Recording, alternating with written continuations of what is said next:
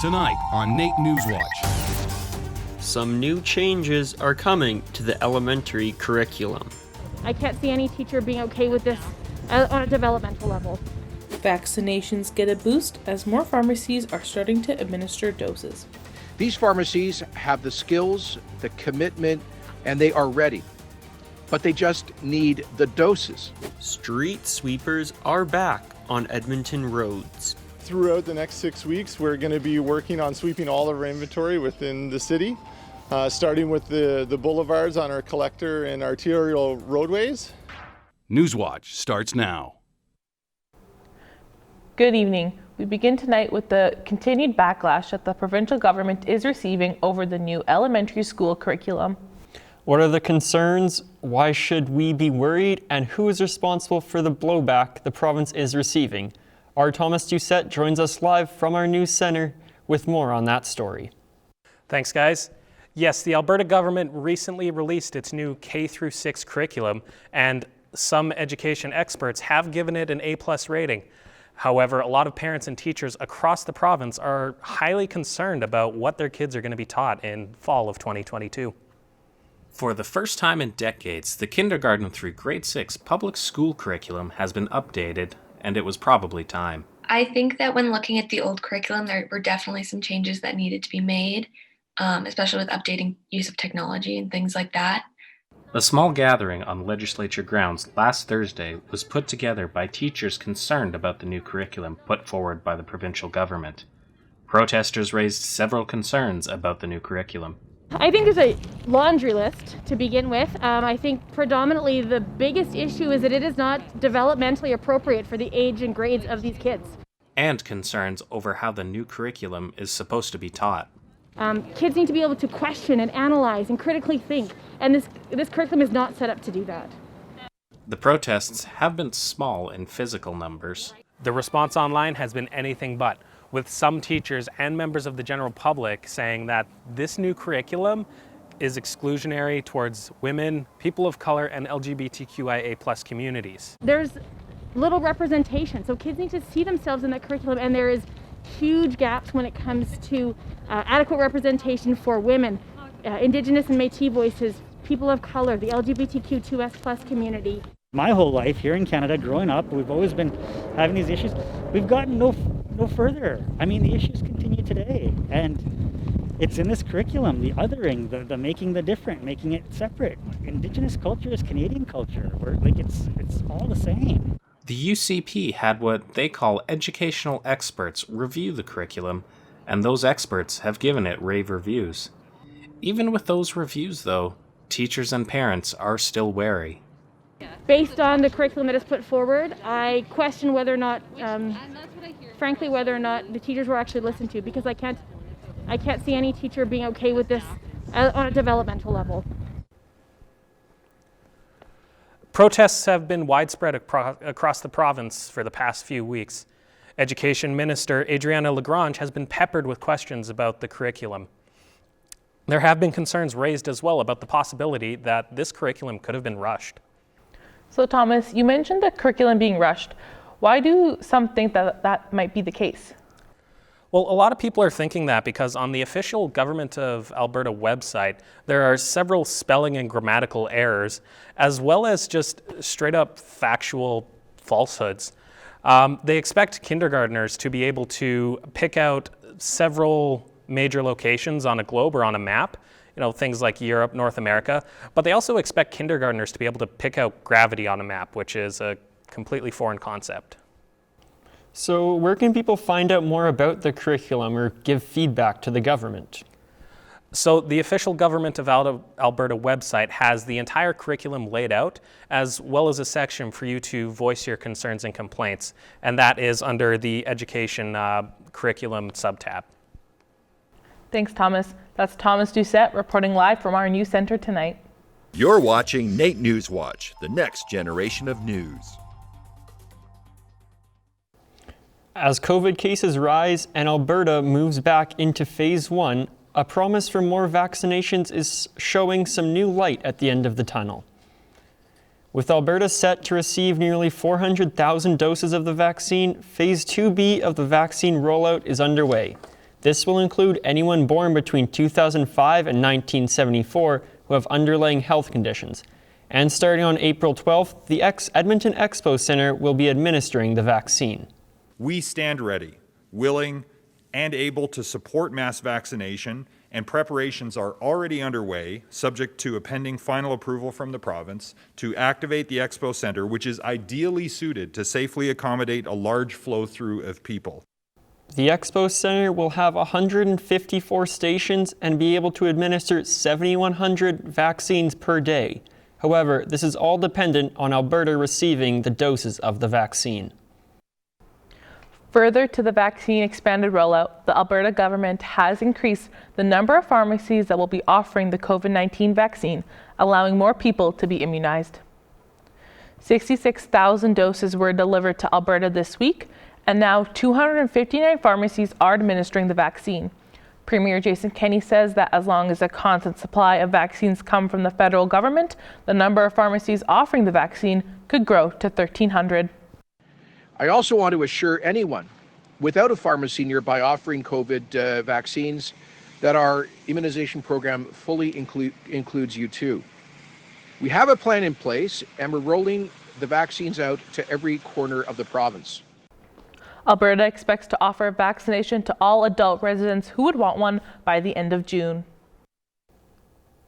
Domestic violence has increased dramatically since the start of 2020.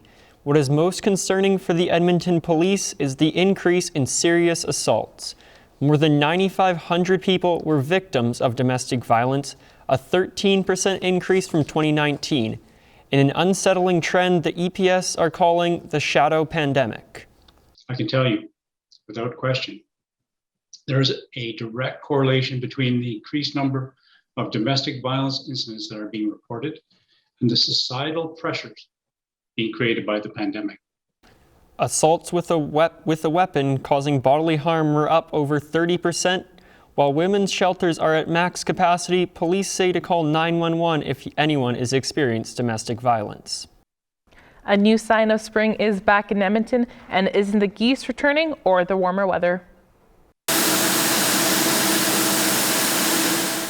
Street sweeping will be underway in the city over the next coming weeks. The sweepers will be working 24 hours a day, Monday to Friday, targeting residential streets during the day and the busier main roads at night. Signage will be posted to alert residents when the sweepers will be in their neighborhoods. We do offer courtesy tows, and we have the option of towing vehicles, around the corner to allow our street sweepers to move, fluidly through the residential areas, just providing a higher level of service and just overall more efficient and helps us stay on schedule. The program is scheduled to run over the next 6 weeks, but it is weather dependent. The schedule for the program is available on the City of Edmonton website. Coming up after the break, we take a look at how NAIT Student Services is helping out students to get an edge on the job market. From resumes to mock interviews, Student Services is here to help you out. We offer resume and cover letter reviews. This week in sports, the Edmonton Riverhawks crossed one more thing off their to-do list, the Edmonton Oil Kings keep their momentum rolling, and we commemorate the 3-year anniversary of the Humboldt Broncos' tragic accident. All that and more coming up after the break. Weather forecast quiz. What will we be needing this week? A coat?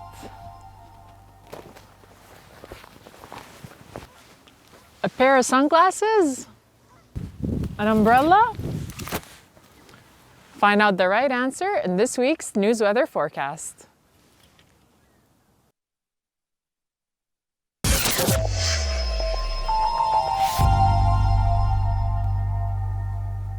Well, Josh, we sure are lucky to see some sun this week. That's true, Philza. Let's check in with our weather person, Sarah Gouda, to see how this weekend will be looking.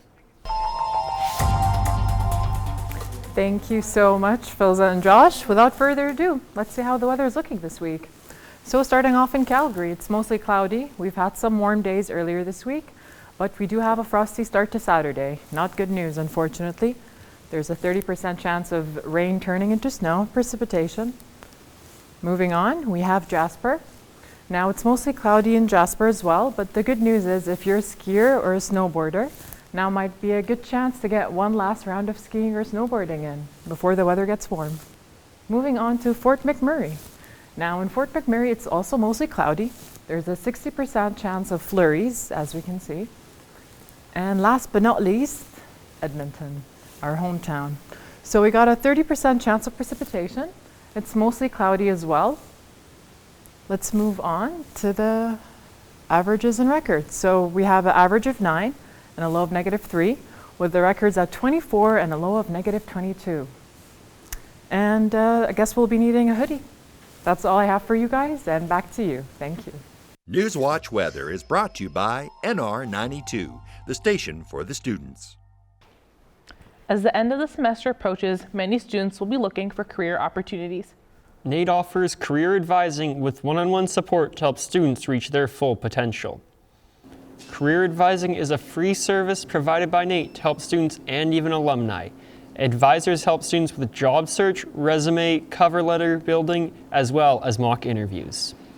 Well, first of all, because a job search, it's a pretty kind of comprehensive process. So for us, it's important to understand what is not working in the job search process. So sometimes it's your resume. If you are interested in speaking with an advisor, you can contact the NAIT Student Service Center or book online through the My NAIT portal. Appointments are currently online only due to COVID-19. Bookings take up to 2 weeks in advance, but they are all year round.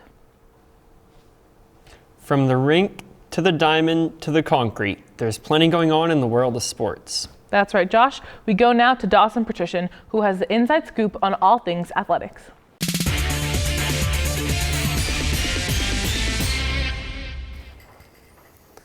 April 6th, 2018, the day dozens and subsequently thousands of lives were affected by the Humboldt Broncos bus accident.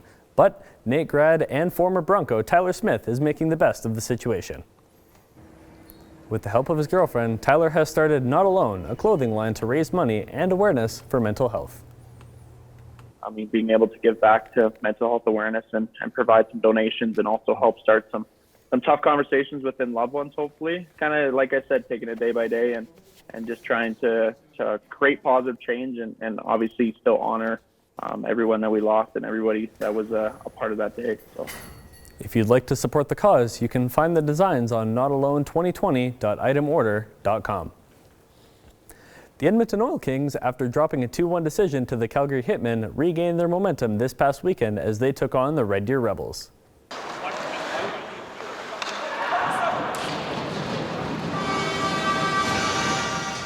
Over the weekend, Edmonton saw 11 different goal scorers on a total of 20 goals. Oil Kings forward Liam Keeler says that their depth is one of the biggest reasons for their success. Over the course of the season, you're going to need different guys to step up at different times, and I think seeing us getting offense from all 4 lines, all 60, is something that's really important for us moving forward, and it's nice to see the last couple nights. The Oil Kings now get some much-needed rest as their next game takes place on April 16th in Calgary. The Edmonton Riverhawks have taken arguably their biggest step since gaining their new franchise, signing a manager. Stinnett grounded out to second, first time up. Hits one high and deep to left field. Stinnett's got it. Former MLB catcher Kelly Stinnett will be heading the dugout for the Riverhawks club going forward. He's confident that the team will perform well right out of the gate, from the front office to the on-field product. We have a highly competitive team. We've got a lot of D1 kids committed. A lot of high-end JUCO guys. We were a little bit late to the game, but with my contacts and my support staff, my coaches, we've done a great job of getting some high-quality kids to commit this summer. Although it is currently under renovations, the Riverhawks will call Remax Field their home come June 1st when they take on the Victoria Harbor Cats. After a long winter, those that stayed off the concrete are ecstatic to break out their boards and ride some rails this summer.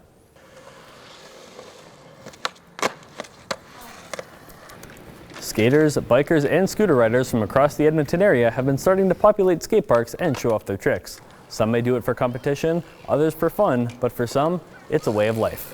You go out and you meet all these people and you kind of grow as a person, not just the skateboarding, just emotionally as well. You meet so many different people with so many different interests and you gain a better understanding for yourself and others. You can visit any of these parks and many more right now as the weather continues to warm up. So, Josh, I know you're more of a snowboard kind of guy, but do you do any skating? I did a lot when I was younger, not so much now, but yeah, I'll still take my board out and go like 7-Eleven just to pick up a Slurpee when I don't want to drive or anything, so. Nice, nice. And Philza, if not hitting the parks, do you have any big plans for this summer? Honestly, Dawson, I'm not 100% sure. We have to see what the summer holds, but maybe when school's all done, we can all get a Slurpee together. Fair enough. That sounds like a great idea. Now that's it for me. Back to you guys at the desk. Well, this concludes our final episode of NAIT NewsWatch. It's hard to believe how far we've come over these last 10 weeks. It sure has been an experience, but it's not over yet. We still have NewsWatch Extra coming up next week when our classmates will pull out all the stops and showcase their best work. That'll definitely be something to watch out for.